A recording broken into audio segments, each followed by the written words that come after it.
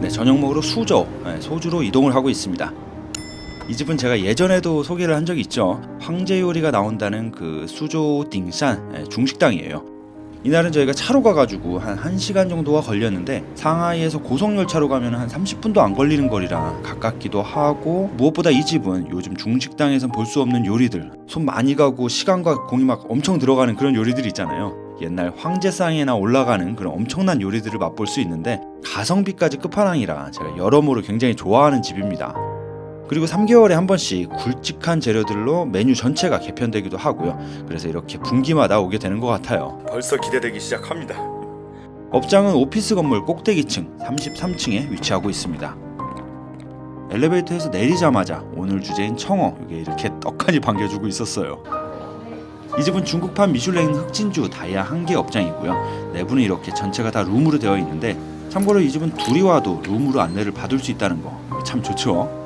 저희는 오늘도 10명이라 이렇게 큰 방으로 예약을 하고 왔는데 올 때마다 매번 이 방으로 배정을 받는 것 같아요. 3면이 다 유리로 이렇게 돼 있어가지고 시야도 좋고 널찍하니 아주 좋아요. 테이블에 메뉴판이랑 청어 연회라고 상당히 느낌있게 이렇게 붓글씨로도 적혀 있었고요. 먼저 온 사람들은 과일이랑 다과들을 차랑 같이 즐기면서 기다릴 수 있었는데, 뭐 제가 차를 막 좋아하고 그런 건 아니지만 그냥 이런 느린 템포의 분위기가 너무 좋더라고요. 아무튼 이번 시즌 메뉴는 청어, 자그마치 50kg짜리 청어입니다. 사실 이게 50kg라 그랬나 근이라 그랬나 기억이 좀 가물가물해요. 아무튼 이 청어를 주제로 한 19가지 요리가 나오는 코스고요. 가격은 인당 688위엔, 한화로 하면 13만원 정도의 저녁 코스였는데, 제가 먼저 말씀드리지만 정말 역대급입니다. 이번 거 청어로 할 수 있는 요리는 다 먹고 온 것 같아요. 아무튼 제가 어떻게 나오는지 한번 소개할게요. 먼저 냉채들로 시작을 해요. 개인 접시에 투명한 생선 한 마리였는데 생동감 넘치게 신기하게도 생겼죠. 이거 청어의 비늘로 이렇게 청어 모양의 젤리를 만들어 놓은 거래요. 비늘을 갈아가지고 끓이고 뭐 우려가지고 어떻게 만든 거라는데, 자세히 보면 안에 생선 알도 이렇게 한가득 들어가 있었고요. 이게 첫 메뉴부터 이렇게 임팩트 강하게 시작을 했습니다. 이 집의 식기들도 다 레귤러 이걸로 풀 세팅이 돼 있었어요. 뭐 접시까지 다 먹을 건 아니지만 간사하게도 고급 식당만 오면은 이런 거에도 눈이 가게 되는 건 사실입니다. 청어의 꼬리 부위의 살로 튀겨 나온 거예요. 상하이나 절강, 강소성에서 굉장히 많이 먹는 메뉴인 슈미, 훈제 생선을 튀긴 다음에 그걸 달큰한 소스에 버무려진 음식이거든요. 보통 상하이의 로컬 면집 같은 데서도 사이드로 주문할 수 있는 거라 오늘 다른 메뉴들처럼 막 고급진 그런 접시는 아니었지만, 그런 로컬 집에서 맛볼 수 없는 완벽한 겉바속촉의 식감, 거기다 적당히 늘어지는 끈적함까지, 퀄리티가 확실히 평소에 먹었던 거랑은 너무나도 다르더라고요. 그리고 이건 숙성시킨 청어의 등살로 만들어진 메뉴입니다. 특이한 건 이게 찻잎 있잖아요. 그 마시는 차, 그 차 잎을 태우면서 나온 향이 입혀진 거라서 이게 향기만으로도 막 입맛이 막 다셔지더라고요.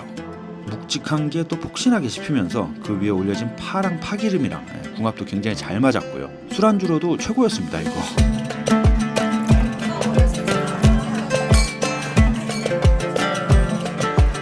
이건 꼭 돼지 머리고기처럼 보여가지고 좀 평범해 보이는 접시였지만 알고 보면 상당히 친절한 그런 메뉴였어요. 생선 살을 먹기 쉽게 다 발라낸 다음에 족발 껍질 그걸로 이렇게 말아놓은 거예요. 그 위에다가 새우 알 그거를 볶아가지고 이렇게 뿌려져 있었고요. 이번에는 뭐가 이렇게 아기자기한 게 복주머니 같은 게 나왔어요. 시금치로 말아놓은 거였고요. 예상한 대로 안에 청어 그 생선살은 당연히 들어가 있습니다. 그거랑 같이 말려진 죽순, 그걸 잘게 썰어가지고 같이 들어가 있어가지고 아삭함도 추가됐어요. 죽순 하나 때문에 식감이 좀 다채롭게 느껴졌습니다. 오늘 이게 청어가 주제인 코스다 보니까 지금까지 올라온 메뉴들이나 그리고 앞으로 나올 메뉴들도 대부분 이렇게 생선이 들어가 있는 상황인데, 이게 생선의 부위도 다 달라가지고 맛이나 식감이 다 다른 거는 그건 뭐 당연한 거고요. 근데 결이 다르다고 해야 되나? 겹친다는 느낌도 안 들고 오히려 다음 접시는 어떤 식으로 나올까 하는 기대감까지 들게 만들어줍니다. 이렇게 냉채들이 한바탕 끝나면 뜨거운 요리로 넘어가기 전에 뜨끈한 탕 하나가 올라올 준비를 하고 있는데요. 중국 강남 지역의 오래된 전통 요리인 이 생선이랑 양고기로 만들어진 탕이에요. 이게 생선이랑 양고기 같은 접시라 그러면 좀 의아해 하실 수도 있는데, 한자 중에서 물고기 어자가 있죠. 그리고 동물의 양 할 때 그 양자, 이 두 개가 합쳐지면 신선할 선자가 돼요. 중국말로는 이게 셴이라고 선미, 감칠맛을 표현할 때 주로 사용되는 한자입니다.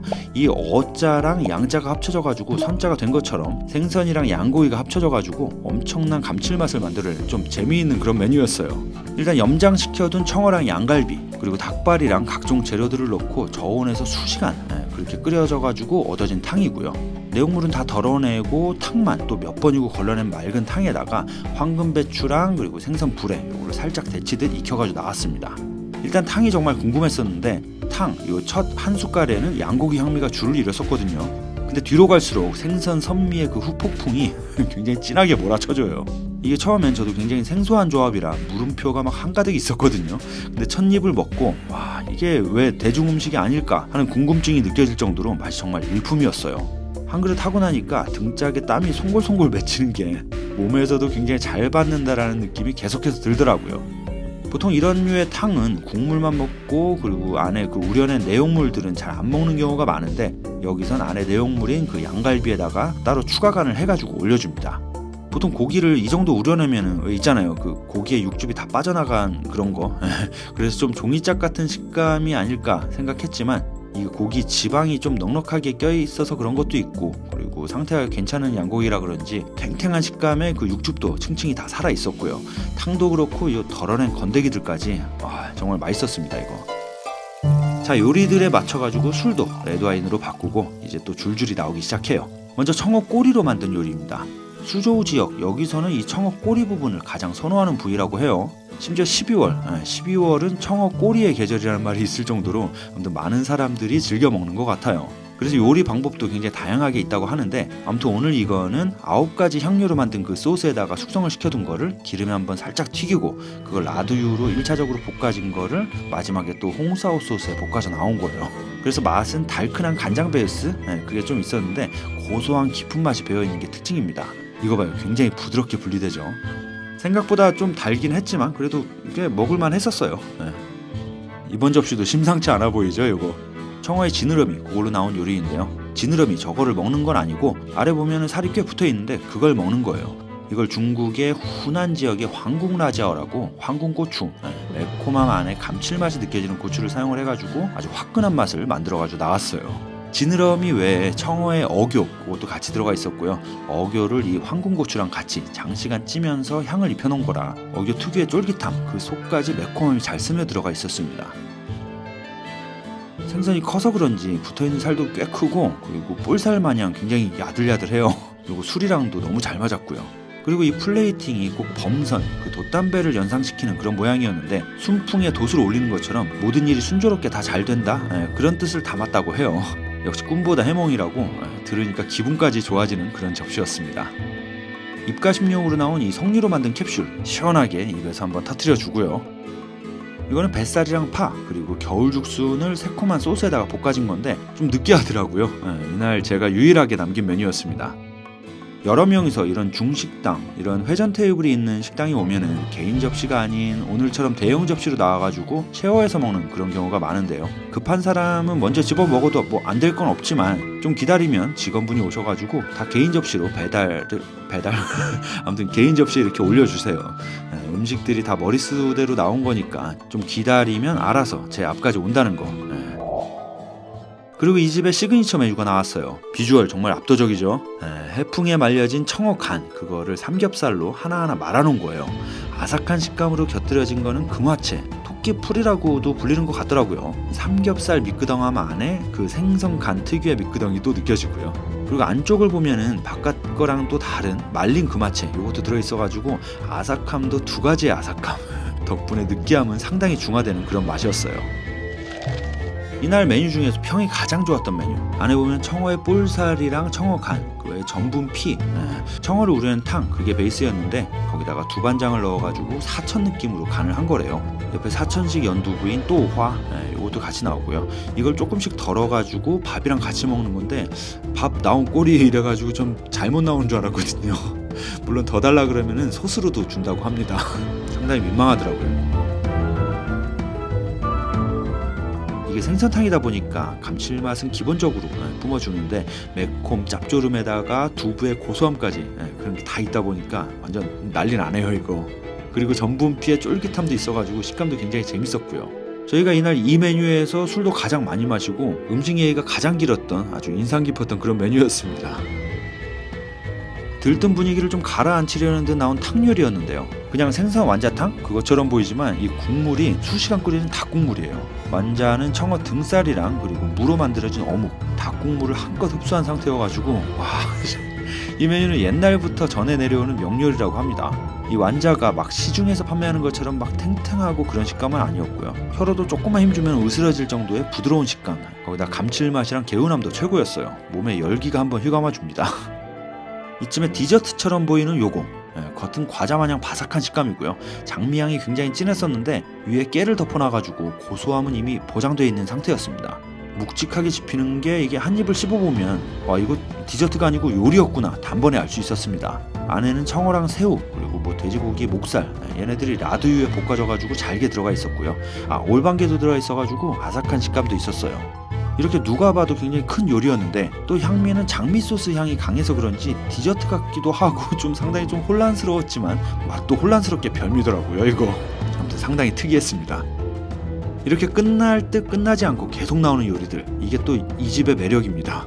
심지어 갈수록 명요리가 계속되거든요. 종류도 많고 양도 많아가지고 이 집에 가신다면은 초반에 너무 달리지 말고 좀 관리를 해둬야 돼요. 안 그러면은 후반에 나오는 큰 요리들 정말 그림의 떡이 됩니다. 또 하나의 명요리, 청어로 만든 동파육이에요. 우리가 알고 있는 동파육은 큼지막한 비계가 들어간 삼겹살로 만든 요리인데 생선으로 이걸 만든다는 게 이것도 상당히 혼란스럽죠. 근데 이것도 전통 수조 조리 방식으로 옛날부터 있던 메뉴라고 합니다. 근데 조리 방식이 워낙 번거롭다 보니까 요즘 시대에는 볼 수 없는 요리라는데 이걸 제가 먹어보네요.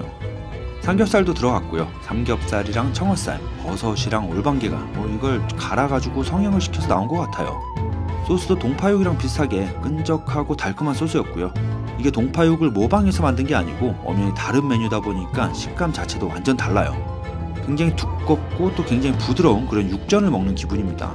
사실 동파육은 좀 느끼해가지고 밥이 엄청 낭비되는 그런 메뉴인데 이건 밥 없이 이것만 즐겨도 충분히 맛있게 먹을 수 있는 메뉴라 굉장히 매력적이었어요. 마지막 주식으로는 죽이라기보다는 끓인 밥에 가까운 이게 한 그릇 준비 중입니다. 생각해보면 이 타이밍에 죽은 좀 무겁기도 해요. 이거랑 같이 먹을 반찬들이 올라오는데 아주 클라이막스를 대차게 준비했어요. 이 집에서 수저우의 전통 냉채 24가지가 이렇게 한 상에 올려집니다. 이거 보고 있으면 입이 떡 벌어져요. 육송, 새우, 말린 공채부터 짜차에 이런 게 쭉 깔리는데 이건 뭐부터 먹어야 할지 완전 상황이에요. 반찬 하나에 한 숟갈씩, 그렇게만 먹어도 밥 3-4공기는 순식간에 없어질 듯한데 저도 어디 가서 이 사람 대식가네 라는 소리를 좀 듣지만 오늘 이 코스에서는 상당히 겸손해집니다. 그리고 디저트로는 청어 모양의 젤리가 들어가 있는 푸딩, 푸딩은 차로 만들어진 거라 진한 차향으로 이렇게 엄청났던 저녁 코스가 끝났어요. 이거 비늘도 다 표현해놨어요. 얍! 아이고, 오늘 잡소리도 별로 안 한 것 같은데 메뉴가 워낙 많다 보니까 좀 길어졌습니다. 긴 영상 보시느라 수고 많으셨고요. 오늘 이 강소 요리가 중국 요리 중에서도 정교하기로 굉장히 유명하거든요. 중국 요리 좋아하시는 분이나 혹은 관심 있는 분이라면 이 집 무조건 가보셔야 할 곳이라 한번 추천해봤습니다. 그리고 이 집이 흑진주 다이아 하나짜리인데 그냥 음식들을 보면 느끼셨겠지만 다이아 2개라 해도 전혀 이상하지 않을 그런 맛과 서비스거든요. 그래서 비즈니스 자리나 아니면 친구들 여러 명이서 가는 그런 모임 자리로 최고의 선택이 아닌가 싶은 곳입니다.